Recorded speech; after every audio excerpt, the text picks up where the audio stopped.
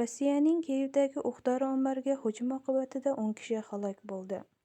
Rossiyaning shu hafta Kiyev viloyatiga uyushtirilgan hujumida o'q-dori ombori nishonga olingani hamda hujum oqibatida 10 kishi halok bo'lgani haqida Ukraina prezidenti Vladimir Zelenskiy ijtimoiy tarmoqda bayonotida ma'lum qildi va voqea yuzasidan jinoiy ish qo'zg'atilgani aytildi. Zelenskiyning aytishicha, 6-iyul kuni Kiyevning g'arbiy chegarasida Vishneva shaharchasi Rossiya zarbasi davlat qurol-yarog' ishlab chiqaruvi tasarrufidagi o'q-dori omboriga kelib tushgan. Bu esa kuchli ikkilamchi portlashga sabab bo'lgan. Ukraina rasmiylari ma'lumotiga ko'ra, Vishnevadagi sodir bo'lgan hodisa oqibatida 10 kishi halok bo'lgan, yuzlab uylarga zarar yetgan. Vishnevadagi portlash yuzasidan tergov haqida gapiradigan bo'lsam, vaziyat mutlaqo dahshatli. Vishnevadagi o'q-dori ombori bo'lgan.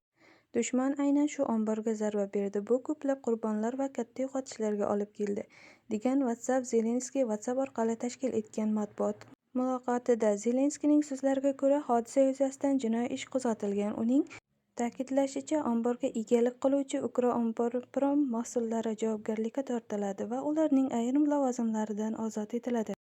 Qayd etish joizki, Ukraina rasmiylari odatda Rossiya hujumlari natijasida harbiy obyektlarga yetkazilgan zarar haqida ma'lumot bermaydi. Ma'lumotlarga ko'ra, mazkur voqea jamoatchilik orasida katta norozilikka sabab bo'ldi.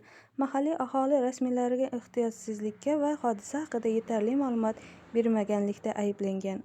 Eslatib o'tamiz, Rossiya 6-iyulga o'tar kechasi Ukraina poytaxti Kiyevga raketa va dronlar bilan navbatdagi yirik hujumini amalga oshirgan edi. Hujum oqibatida kamida 24 kishi turli darajadagi tan jarohatlar olgani xabar berilgandi. Bizni kuzatishda davom eting. Biz sizga eng sara yangiliklarni taqdim etishda davom etamiz. Xayr, salomat bo'ling.